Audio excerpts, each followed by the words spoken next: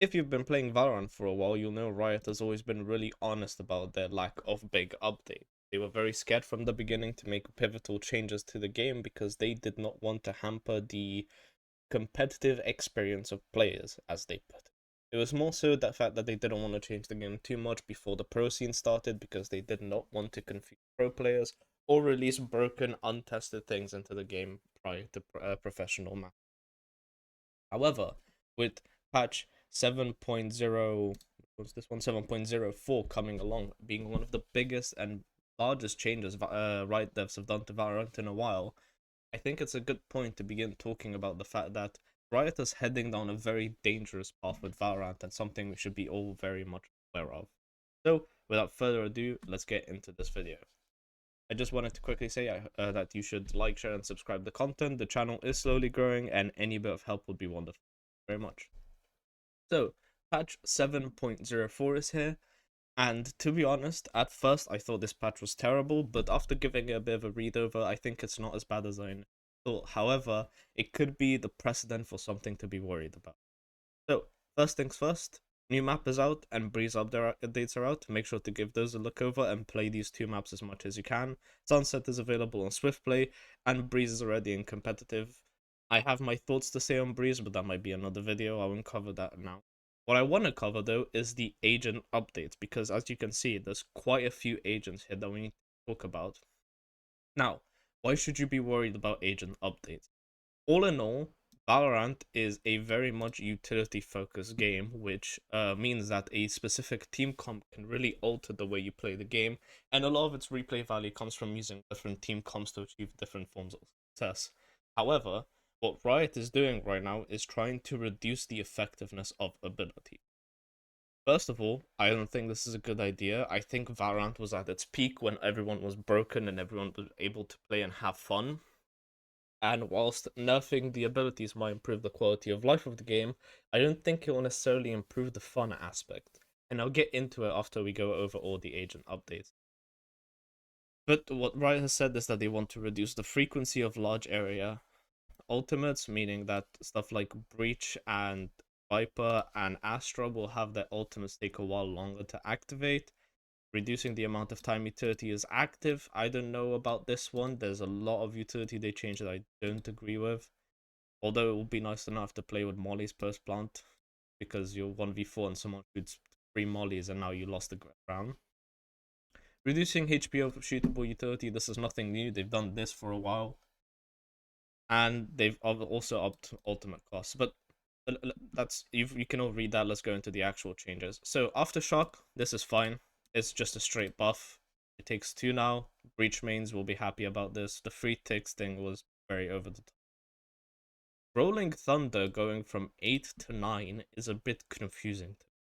Breach's pick rate has gone up with new maps coming into the game and other initiators being nerfed, and his usability on those maps is much greater than most agents.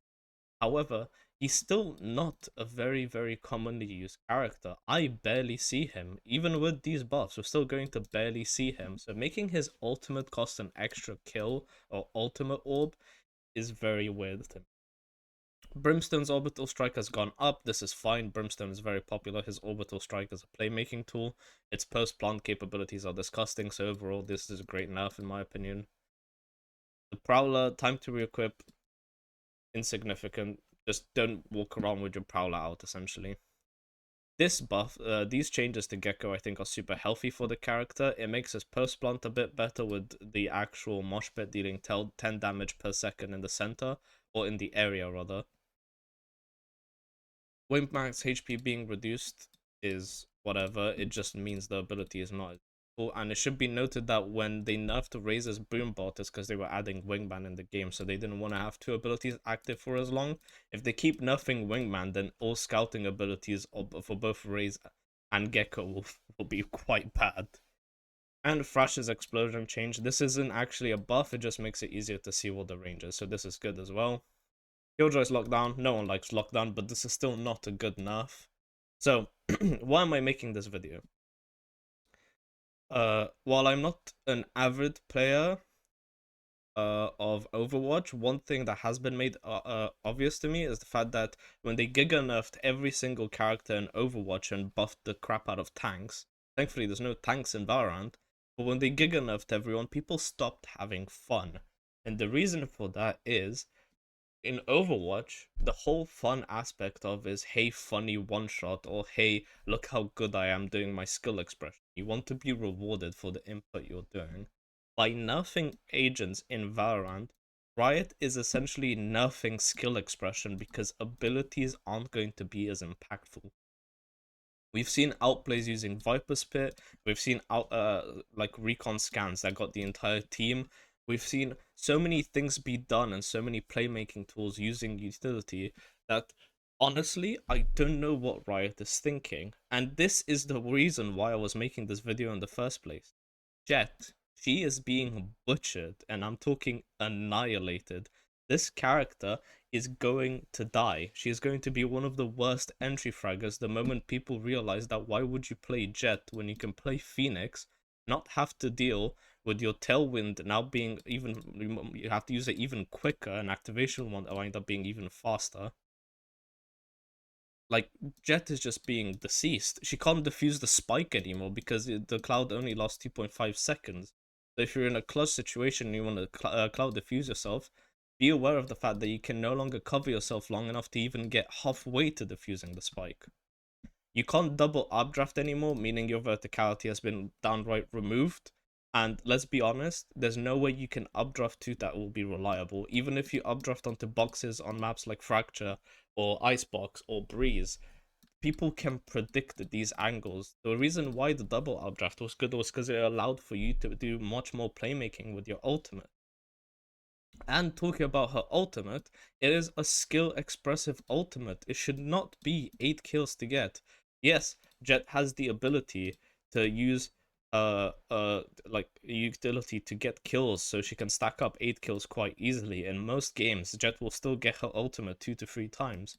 But we're talking about a character now who's getting nerfed across the board, and they're increasing her ultimate points to 8. Why would I play Jett when I can go Phoenix, get a smoke, a molly, and a flash, and my ultimate only takes 6 skills to use?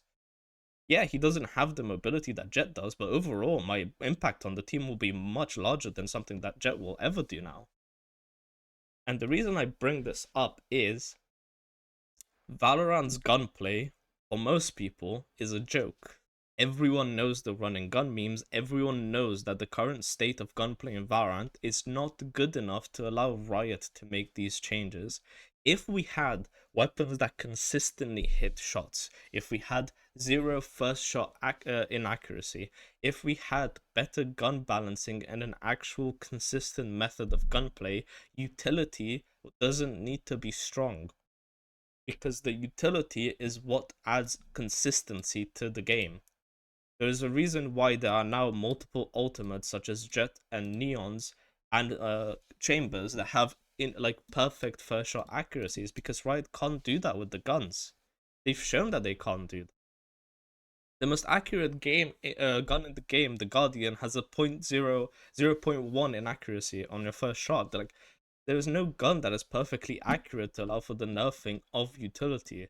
And if they keep nerfing and nerfing and nerfing every single character, eventually there'll be no reason to use utility. And it'll all devolve into just gunplay and nothing else. I just don't want to see this game die because it's what my channel was built on. And for what it's worth, even though I'm not seen on it very often nowadays because there's no reason to play, there is a massive content drought, I do still want to be able to go in there and play the game and not feel like, what's the point of having agents? If you're just going to keep nerfing what the agents do, what's the point of creating different agents? You might as well give everyone a smoke, a molly, and a nade and let people do what they want. But if that's the case, I'll just go play CS2. Riot needs to be really careful if they want to keep the identity of Valorant alive. Because spam nerfing agents is not how you add fun to the game. Anyways, thank you everyone for watching. I might make a video in Breeze if you want me to. I want to hear your thoughts and have some discussions in the comments down below. Do you think these patches are good? Do you think they're terrible like I do? Do you think that Riot is actually heading down a dark path of consistently nerfing every agent in the game? As always, thank you everyone for watching, and I'll catch you all in the next one. Goodbye.